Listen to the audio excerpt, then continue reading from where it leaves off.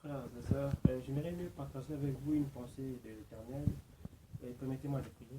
Seigneur, merci pour les instants où tu as permis que mon frère, ma soeur écoute tes paroles au travers de ton ordinateur, de ton téléphone, dans toutes les formes que tu veux, Seigneur. Mais laisse penser que c'est difficile, que ça apporte un plus dans sa vie.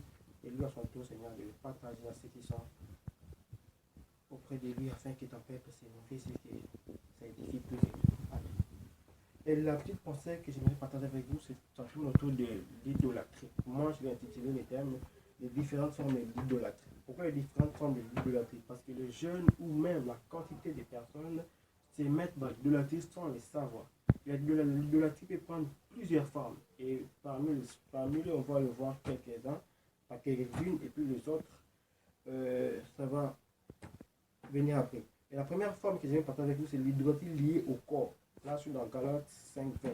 Comment est-ce que les gens utilisent leur corps plus que Dieu? Et là, j'aimerais même adresser aux femmes. Comment est-ce que les femmes elles se maquillent, prennent du temps, 40 minutes de maquillage, mais peu de temps dans la lecture des Bibles, peu de temps dans la prière. Ça vient de la forme de l'idolâtrie. Et j'ai oublié de dire une forme au départ que l'idolâtrie, dans ma dictionnaire biblique, elle est définie de la manière suivante. Tout ce qui prend la place de Dieu, donc tout ce qui remplace Dieu. Vous comprenez? On n'a pas dit quelqu'un ou une chose, mais tout ce qui prend la place de Dieu. Et la première forme, on l'a vu. La deuxième forme, c'est tout ce qui prend la place de Dieu. Là, c'est dans Actes 7, 40, 41. Comment est-ce que Moïse montait vers les montagnes pour aller parler à Dieu?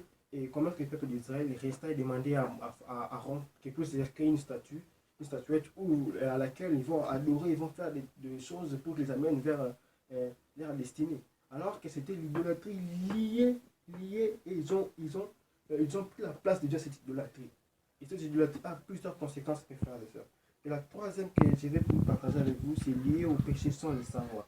1 Corinthiens 12, 2. Vous péchez, vous êtes dans l'idolâtrie, mais vous ne le savez pas. Comment ça?